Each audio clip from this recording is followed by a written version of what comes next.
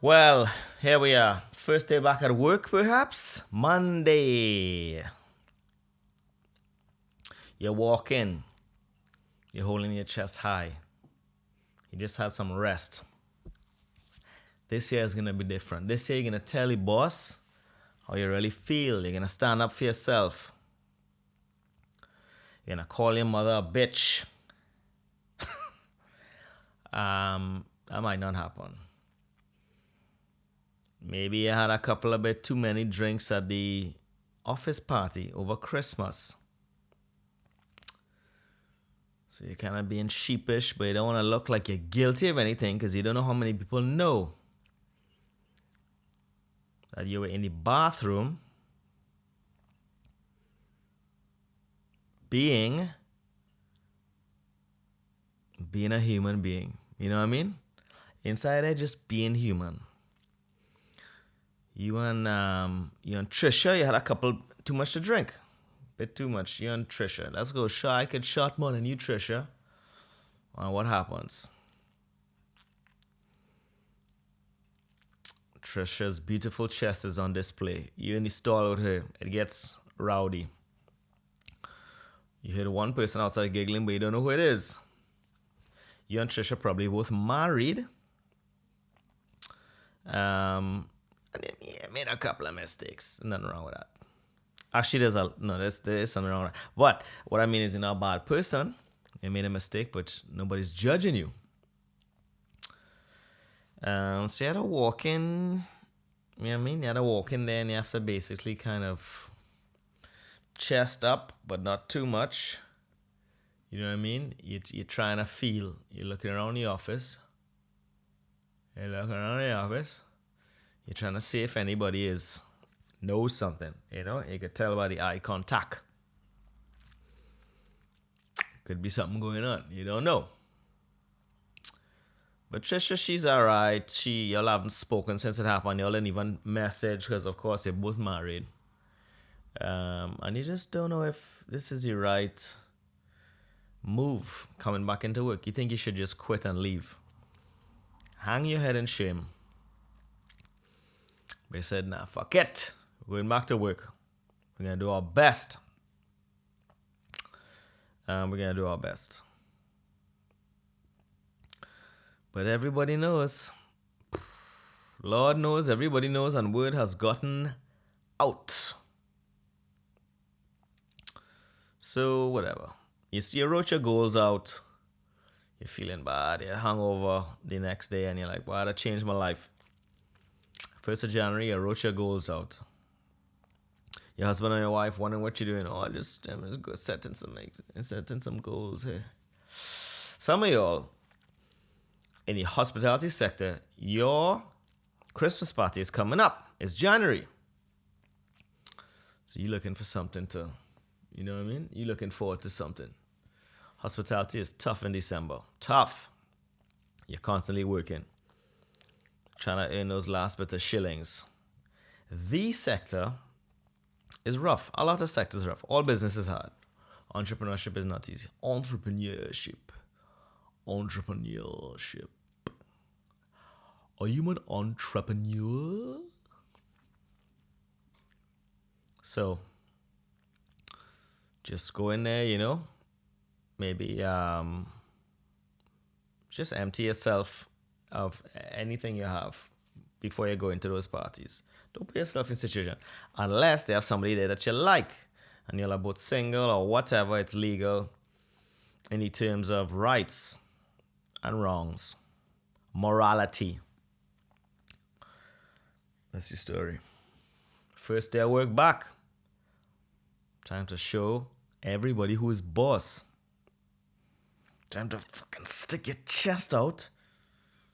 You know what I mean? And just stick your chest out. So, congratulations on making it past your first week of a new year. Will it be any different? I don't know. Have you been making any steps? Last year, I spent a lot of time watching a lot of those, what I call snake oil businessmen. You know what I mean? They interview everybody. What's been the key to your success? Staying honest, staying true. I get up at fucking 5 a.m. and I do a cold plunge and then I work out for 6 hours. And I still spend tons of times with my children and my wife and my husband, whatever. I mean, is it nonsense? It's complete nonsense. Get your life in order. I feel like they're trying to, I feel like they're giving you advice on how to clean up a room or clean up a room, make it look fancy, make it the best it could be. But some of us haven't even gotten in the room yet. We're still looking for the damn door. We have a set of keys given to us by Jesus. Given to us by Jesus. And where to find the rooms that those keys go into. So stop telling me what fucking color the drapes have to be in the room. Because we don't know, it mightn't have no windows in there. Might be a garden. But you just had to find the key. You had to find the door that your key opens. Alright? And the only way to do that is to try a bunch of shit and fucking fail and swing like a madman. Or a mad woman.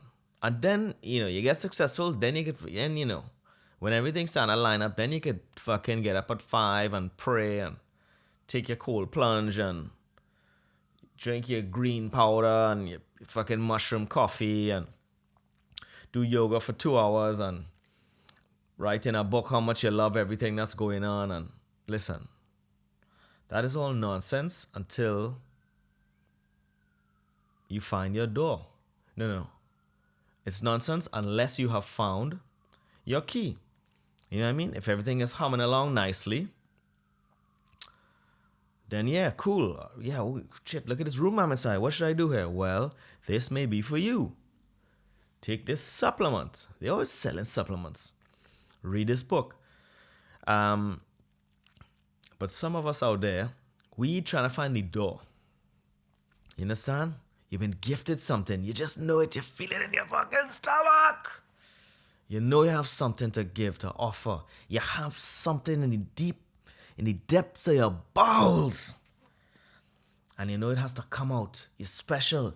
In a way, you could feel it. You're looking around. You know you have something to offer. But you can't figure out what it is, what to do. You have this fucking ring of keys. You're like a janitor for the universe. But you could only open a few doors. Some of them other people could get into. Right? And nothing wrong with that. You could go in one of those doors, you could live your happy life as long as you're fulfilled. But they have maybe 1 or 2 little keys. You know those long keys with all the teeth looking crook up like a British person's teeth. Lovely, darling. A lovely evening we're having there. Right? It's all minged up. And you know nobody have that key. You know nobody have that key to open up that door. You can't find the door, boy. You can't find the door. You might not even be in the right building. It might be a gate to a forest, an enchanted world, mythical things. So you just have to keep trying. You just gotta sticking your key in doors and see what they open. Try different places. Go to different things.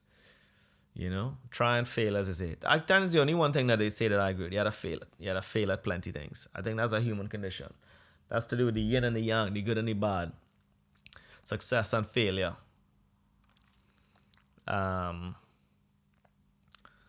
that's what you learn when you get older. I try to teach it to my children, but they don't know. Definitely not my younger son. He just eyeballing me now all the time. He have a way of locking eyes with you. He ain't 2 years old, huh? But I just give him some food and then I just walk away. And I just, that feel of somebody looking at you. I look back and he just there. He has food in his hand. Eye to eye, huh? Eye to eye. And he just...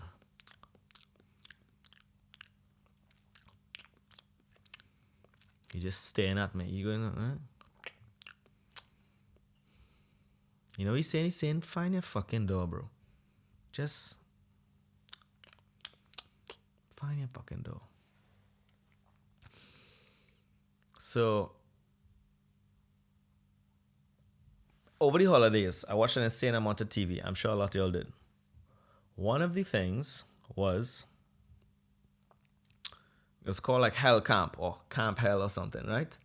It's about this fella who was giving people tough love in the 90s or the 80s or both in the States. Surprise, surprise, it starts off great and then he just starts taking all the money and thieving and embezzling insurance funds and all this kind of stuff. All these kids are supposed to trek through the desert. They have no training. This one thick child, she dies. I mean, in the middle of the Utah desert, boiling heat, no water. If you're not good, you gotta be good to get water and food and thing. Other kids getting dragged, rocks up their back. Shatanga. Was it worth watching? It was alright. But the best part of the whole movie is the defense attorney for the main guy, right? I can't remember his name. I refuse to learn it.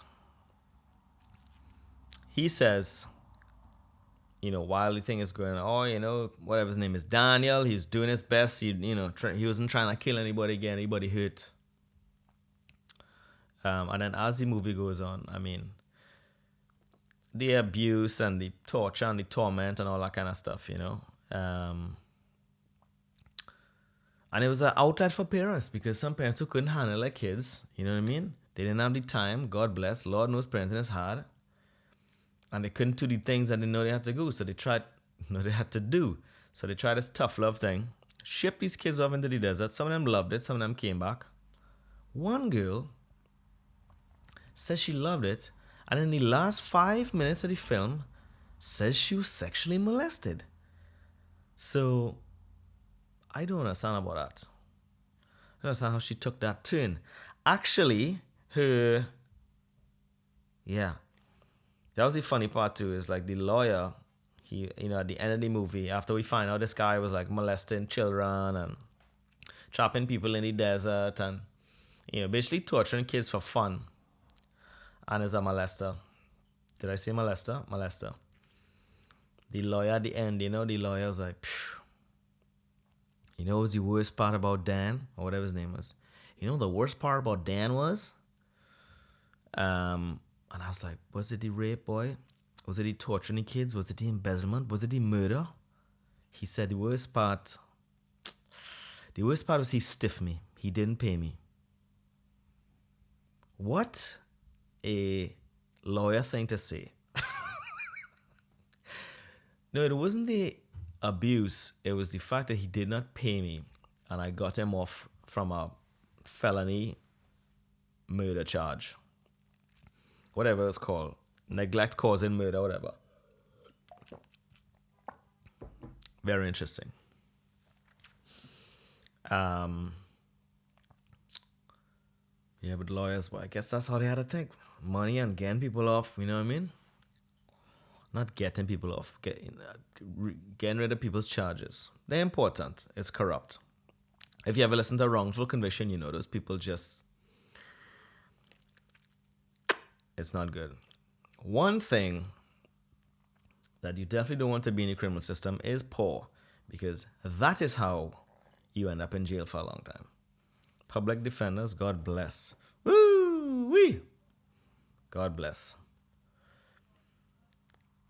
Anyway, so all these kids, and it keeps happening too. He does one in the desert, kills that fat child. He goes underground, comes back up with a new name, sets up some sailing camp. And these parents are, some of them are downright evil. One parent, this is like 30 years later, sitting next to the child, regaling the story. And the child's like, yeah, it's pure torture. Child, he's now 50. He's like, yeah, it's pure torture down there. And the father was like, yeah, you got on drugs right after. And he's like, yeah, I think it was about a month. And the father's like, whatever. Then he says, I should have left you down there in the jungle forever. And the son goes, really? Like forever, just in the jungle? And he just goes, yep, should have left you in the jungle. I think that's how some parents feel about their kids. They make a mistake, have these children, And then they just think, boy, if I could just drop this motherfucker off in a jungle and not see him until he's an adult, and hopefully is doing something that I could boast to my friends about, that would be great. Because the boomers they don't want to go to the parties and like, oh, how is Eamon doing? Well, he's in rehab again. He's really trying his best. I think he's found the Lord this time. They don't want to talk about that. I mean, sometimes I will not get into a business venture if I think it's, if I put myself in my parents' shoes. How is Eamon doing? He's selling his foot on OnlyFans. So he gets up on there with the oils, and I think it's the kids like it, and he rubs lotion on it, and he gets a microphone really up close to the feet. So when he's rubbing the feet, it makes a sound, and the kids really like it. And then he'll kind of mash food with his feet. And, they tip him to mash different food things with his feet. And he shaves his ankles. And, he's doing really nice, good bit of revenue. He said he turned over 6 figures last month. Okay, is he loving it? I think he loves it. He does about 2 tapings a day, and he really, it's very smooth feet. His feet sound nice. Okay? Anyway, sorry, we have to go. Let's go. No, I'm good. Let's go. Get Nick. We're leaving. And that's what happened. I just couldn't do the feet thing. I don't know if it might be. Yeah, maybe I'll do it for fun and see what happens. And if I make plenty of money, I'll be like, oh, I was just doing it for fun, and then I started to make all this money. Because maybe I could change my name and change my voice. And then nobody will know it's my feet. What about a sleeping foot account? Just take a picture of people's feet when they're sleeping. I guess you have to kind of gain access to the house, which brings in a whole other litany of legal issues. But think of the views you'd get on that. If the viewers know that you are sneaking into people's houses and just lifting up the covers and taking a couple of pics real close up with a camera. I mean, you drug the families before they go to bed. You sneak something in the water supply, or you stick a nozzle of some kind of gas into the air supply. So they sleeping real heavy. And then you head inside of there and, maybe you have like a nice kind of a glossy spray to spray on the feet so they're shining really nicely. If it's a nice couple, maybe you could arrange the feet together, overlapping, paint some really cool kind of art on the feet. Take a picture of that. Paint the toenails. I mean, how, you wake up in the morning, you have a fresh pair of toenails painted. Who wouldn't love that? Maybe you could sign up to a list and you just say, listen, as long as it happens next month, gas me and the family, paint our feet, whatever. And then nobody knows it's your feet, but they're just like, ooh, what's going on here? Maybe you do a little video of the break-in. You don't show the house too much. They don't know who it is. You know what I mean? All the pictures are turned down. And maybe that's the way to do it. Sneak into the house, rub the feet a little bit. I mean, if they wake up, that's a scary situation. You don't know. You just sleeping and you just wake up and, you know what I mean? There's some feet. All right. Just some feet pictures. You wake up. I completely disassociate today. You basically wake up. Somebody's taking pictures of your feet. And, what would you do? I would be so terrified. If I woke up and somebody was taking pictures of just my feet, you have to assume that he is ready to murder or maim at the very least. So what you do? You pretend to sleep. You know what I mean?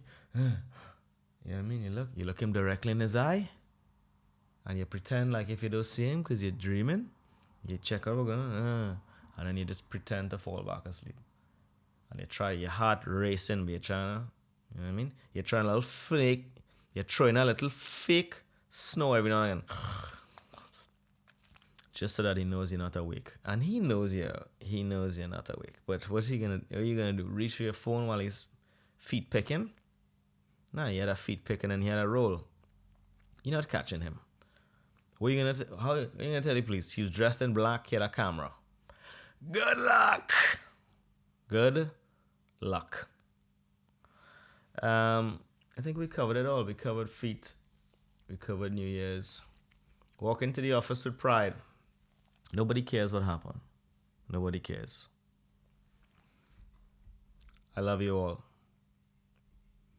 But it's time to say goodbye.